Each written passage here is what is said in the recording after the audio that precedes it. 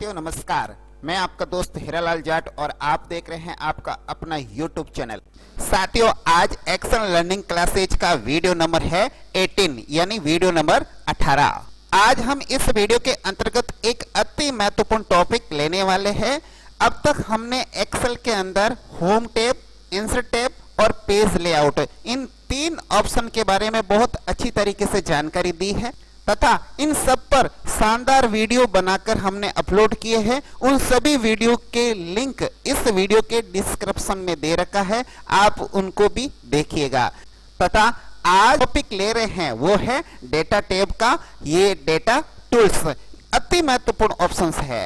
Data के अंतर्गत आप देखेंगे बहुत सारे ऑप्शंस हैं। जो ऑप्शन है सॉर्ट एंड फिल्टर, इसके ऊपर भी बहुत शानदार वीडियो हमने बनाकर अपलोड किया है।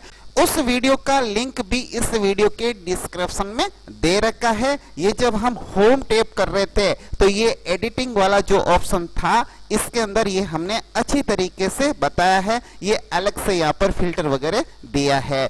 अब जो महत्वपूर्ण टैब है वो है डेटा टूल्स। इसके अंदर भी आप देखोगे तीन ऑप्शन हैं, text to column, remove duplicates और डेटा वैलिडेशन। ये अति महत्वपूर्ण ऑप्शन है। जब भी हम एक्सेल के अंदर वर्क करते हैं उसके अंतर्गत ये ऑप्शन बहुत काम आते हैं। अगर आपको ये ऑप्शन आते हैं, इसके बारे में नॉलेज है तो आप एक्सेल के अंदर स्मार्ट वर्कर है। आज ये वीडियो अति महत्वपूर्ण होने वाला है, इसलिए इस वीडियो को शुरू से अंत तक जरूर देखिएगा। साथ ही इस चैनल को अब तक आपने सब्सक्राइब नहीं किया है तो जरूर करें तथा इस वीडियो को अधिक से अधिक लाइक और शेयर करें। चलिए दोस्तों आज का वीडियो स्टार्ट करते हैं, लेट्स गो। आज हम इस वीडियो के अंतर्गत डेटा टूल्स का जो फर्स्ट ऑप्शन है टेक्स्ट कॉलम, ये ऑप्शन अति महत्वपूर्ण है और ये आपको आना चाहिए। अब इसकी जरूरत कहां पड़ती है उसके बारे में बात करते हैं। अब जो ये डेटा है, इस डेटा को मैं तीन अलग अलग कॉलम में लेके आऊंगा, क्योंकि यहाँ पर जो ये फर्स्ट नेम है, मिडिल नेम है और लास्ट नेम है, आप देख रहे हैं। मैं इसको थोड़ा जूम करके बड़ा कर देता हूँ। मैंने इसको थोड़ा जूम कर दिया है ताकि आपको अच्छी तरीके से नजर आए। जैसे ये फर्स्ट नेम है, ये फर्स्ट नेम हो गया इसका, ये इसका मिडिल नेम हो गया और ये इसका लास्ट नेम हो गया। अब आपका बॉस चाहता है कि जो फर्स्ट नेम है इस कॉलम के अंदर आए, जो मिडिल नेम है इस अगले कॉलम के अंदर आए और जो ये लास्ट नेम है ये यहाँ पर तीसरे कॉलम के अंदर नजर आए।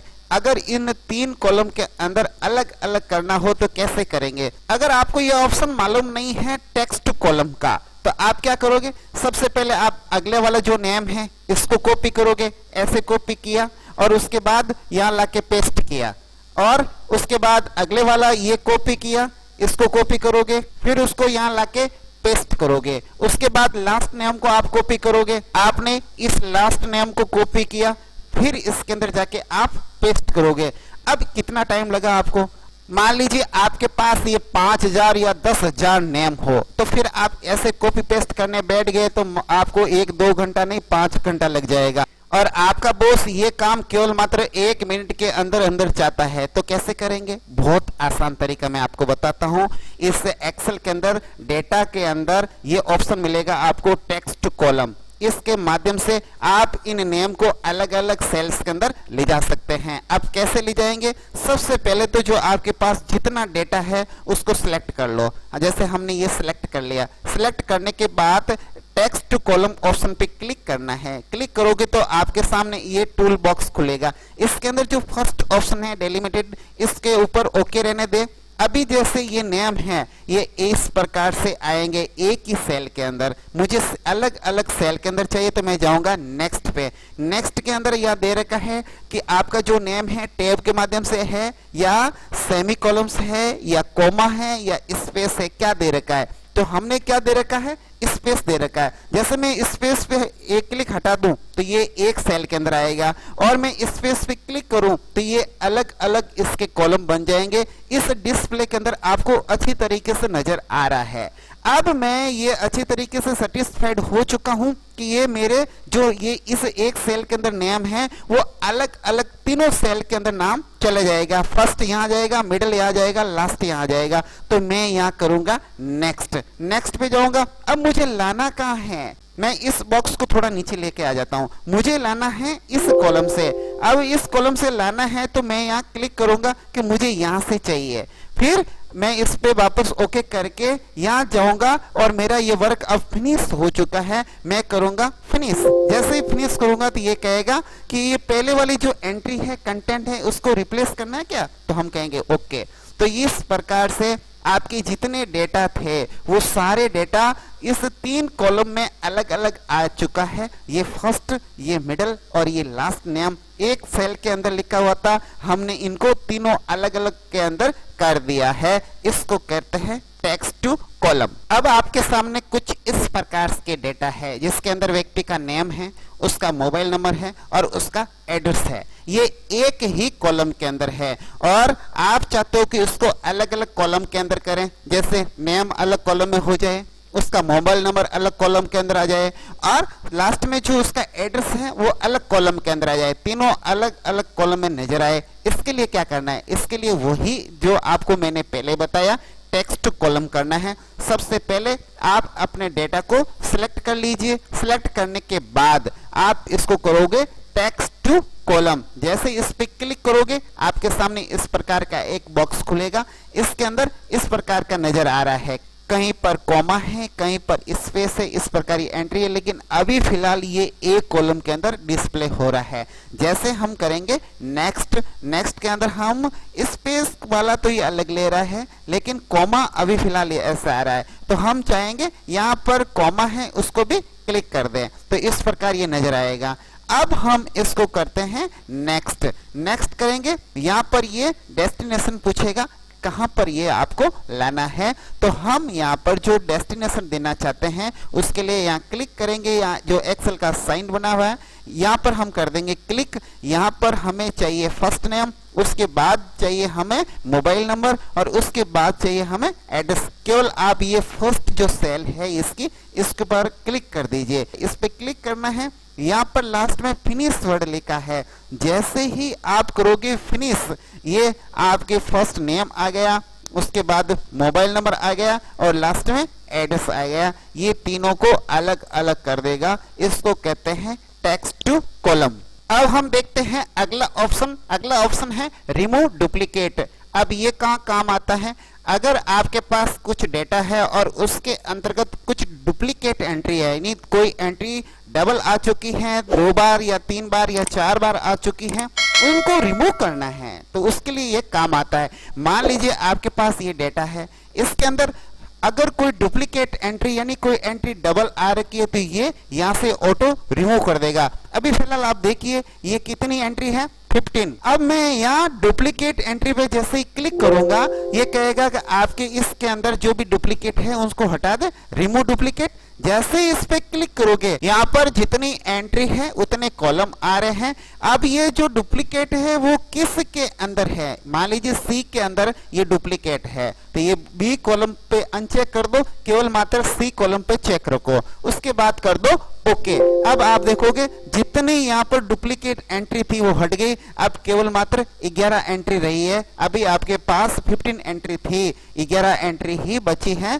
इस प्रकार से आप इसके अंदर जो भी डबल एंट्री थी उसको आपने डुप्लीकेट ऑप्शन के माध्यम से हटा दी है। ये ऑप्शन कहाँ काम आता है, अगर आपके पास कहीं से डेटा आया है और उसके अंदर से कोई डुप्लीकेट एंट्री हटानी है तो वहां आप उसको सिलेक्ट करके इस प्रकार से अंदर से डुप्लीकेट एंट्री हटा सकते हैं। अब हम देखते हैं नेक्स्ट ऑप्शन, अति महत्वपूर्ण ऑप्शन है डेटा वैलिडेशन। आप चाहते हो इस सेल के अंदर कोई डेटा वैलिडेशन करना है तो यहाँ पर आप क्लिक रखोगे, उसके बाद डेटा वैलिडेशन पे क्लिक करोगे। यहाँ पर डेटा वैलिडेशन का ऑप्शन फर्स्ट में है, इस पे क्लिक करना है। मुझे इस सेल पर डेटा वैलिडेशन लगाना है तो मैं इस पे क्लिक करूंगा, उसके बाद डेटा वैलिडेशन के अंदर जाऊंगा। डेटा वैलिडेशन का फर्स्ट ऑप्शन है, उस पे क्लिक करूंगा। मेरे सामने बहुत सारे ऑप्शंस खुलेंगे। इसके अंदर जो फर्स्ट ऑप्शन है वो है एनी वैल्यू, यानी यहाँ पर आप कोई भी वैल्यू एंटर कर सकते हैं। आगे वोल नंबर, यहाँ पर आप नंबर रखना चाहते हो, किसके बीच में नंबर रखना चाहते हैं। जैसे मान लीजिए हमने कोई संख्या फिल कर दी 10 और 15, इसके बीच ही संख्या यहाँ पर एंटर कर सकते हैं। उसके अलावा अगर आप कोई एंटर करना चाहो तो ये आपको रोक देगा। यही होता है डेटा वैलिडेशन। जैसे मैं यहाँ ओके करूंगा, अब इस सेल के अंदर जैसे मैं 10 करूंगा बिल्कुल लिख सकता हूं, मैं यहाँ पर 15 करूंगा लिख सकता हूं, मैं यहाँ पर 11 करूंगा लिख सकता हूं, लेकिन 10 से छोटी और 15 से बड़ी संख्या एंटर कर ही नहीं सकता। जैसे मैं यहाँ कोशिश करूंगा 9 लिखने का तो ये मना कर देगा कि the value you enter is not valid, क्योंकि वो 10 और 15 के बीच की ही ले रहा है। अभी मैं यहाँ 16 कर देता हूं तो भी ये नहीं लेगा। तो इस प्रकार इसके अंदर आप डेटा वैलिडेशन कर सकते हैं। इसके अंदर बहुत सारे ऑप्शन मिलेंगे आपको, जरूर नहीं है बिटवीन, यहाँ पर इक्वल टू भी है। जैसे आप इक्वल टू कर दिया कि 10 संख्या है उसी को ले, या यहाँ पर मैं लिख देता हूं 5, ये इक्वल टू है, इस पे मैं ओके करूंगा। अब मैं अगर 5 करूंगा तो ही लेगा। अगर मैं यहाँ 6 कर देता हूं और आगे बढ़ता हूं तो ये मुझे आगे नहीं बढ़ने देगा। ये कहेगा the value you enter is not valid, ये वैलिड नहीं है। आप यहाँ पर जो वैलिडेशन लगा रखा है वो लगा रखा है इक्वल टू। आप करते हो इसको ग्रेटर देन या फिर करते हो लेस देन और इक्वल टू। मान लीजिए आपने लेस देन और इक्वल टू किया है, यहाँ पर लिखा है 5, यानी 5 और उससे छोटी संख्या एंटर कर सकते हैं, उससे बड़ी संख्या एंटर नहीं कर सकते हैं। जैसे मान लीजिए अभी मैं 6 लिखने का प्रयास करता हूं तो ये मुझे नहीं लिखने देगा, और अगर मैं यहाँ 4 लिखने का प्रयास करूं तो ये लिखने देगा, क्योंकि हमने इक्वल टू और लेस देन लगा रखा है, और वो भी 5 संख्या। 5 से इक्वल और उससे लेस संख्या होगी वो एंटर कर पाएंगे। ये है डेटा वैलिडेशन। इसके अलावा इसके अंदर बहुत सारे ऑप्शन मिलेंगे, जैसे डेसिमल, उसके बाद लिस्ट, उसके बाद डेट, उसके बाद इसके अंदर टेक्स्ट लेंथ। आप इसके अंदर टेक्स्ट की लेंथ कितना रखना चाहते हो, हम यहाँ पर लगा देते हैं कि इसके अंदर जो टेक्स्ट की लेंथ है वो लेस देन 5, यानी 5 से उसकी लेंथ कम होनी चाहिए। इस पे हमने कर दिया। अगर हम यहाँ लिखने का प्रयास करें, हमने अगर 4 संख्या की तो ये ले लिया। अगर मैं इसको 5 संख्या या 6 संख्या करता हूं तो ये नहीं लेगा, क्योंकि हमने लेस देन कर रखा है कि 5 से लेस देन यानी छोटी होनी चाहिए, तो ये 5 से छोटी होगी तब ही लेगा। जैसे कोई नाम है वो 3 अक्षर का है या 4 अक्षर का है तो ले लेगा। अगर वही नाम 4 से अधिक अक्षर का है तो वो फिर नहीं लेगा, ये कहेगा उससे छोटा होना चाहिए। तो ये हो गया उस टेक्स्ट की लेंथ वाला डेटा वैलिडेशन। अब से सबसे महत्वपूर्ण इसके अंदर जो है वो है लिस्ट।